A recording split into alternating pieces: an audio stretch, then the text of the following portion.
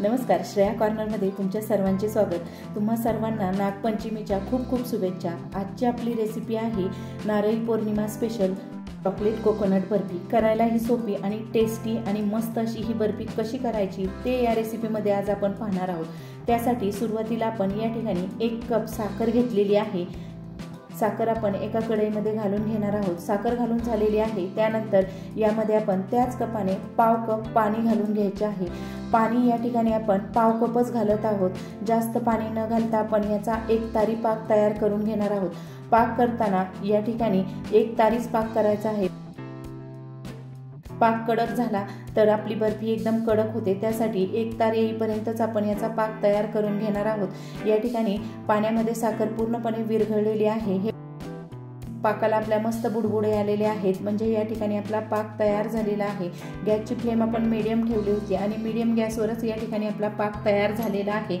स्पॅच्युलाने हे चांगले मिक्स करून घेणार आहोत आणि मिक्स केल्यानंतर स्पॅच्युलावरती आपण अशा प्रकारे मिश्रण घेणार आहोत। हे पहा, हे थंड करून घेणार आहोत। थंड झाल्यानंतर आपण हातावरती अशा प्रकारे 2 बोटावरती पाक चेक करून घ्यायचा आहे, म्हणजे आपला पाक 1 तारी तयार झालेला आहे।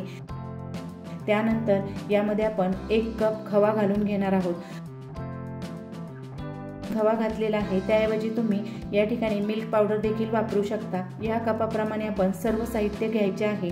या ठिकाणी कपाचा वापर केलेला आहे, त्याऐवजी तुम्ही एखादी वाटी किंवा प्याला घेऊन त्याप्रमाणे सर्व साहित्य घ्यायचे, म्हणजे तुमची रेसिपी परफेक्ट अशी तयार होते। कोणतीही रेसिपी करताना ती मोजून मापून केली तर तुमची रेसिपी परफेक्ट अशी तयार होते।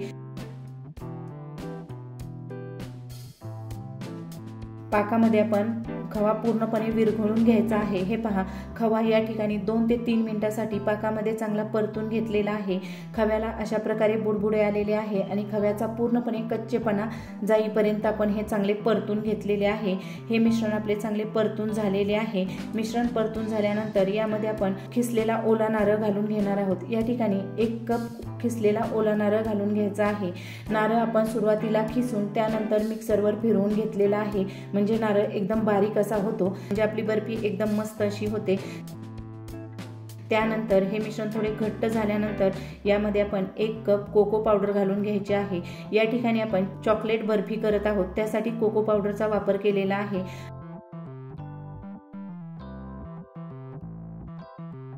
कोको पावडर घातल्यानंतर आपण गॅसची फ्लेम एकदम कमी केलेली आहे आणि कमी गॅसवरच हे आपण चांगले परतून घेणार आहोत।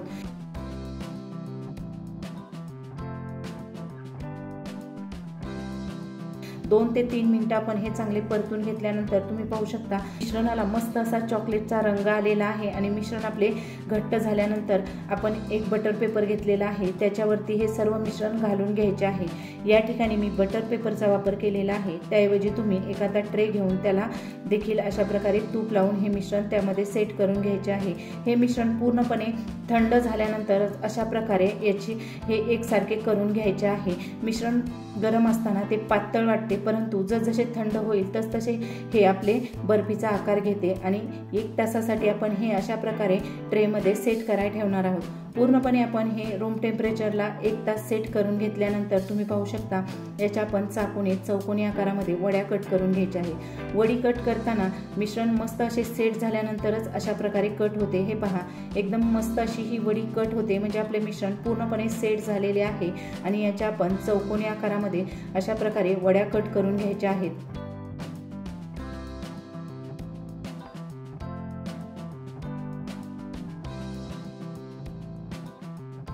सर्व वड्या अशा प्रकारे आपण चौकोनी आकारामध्ये कट करून घेतलेल्या आहे। हे पहा, एकदम पटकन आणि झटपट अशा ह्या वड्या कट होतात। एक वडी पहा, अशा प्रकारे आपण एवढ्या जाडीची आपण बर्फी तयार केलेली आहे आणि मस्त अशी ही बर्फी आपली तयार झालेली आहे।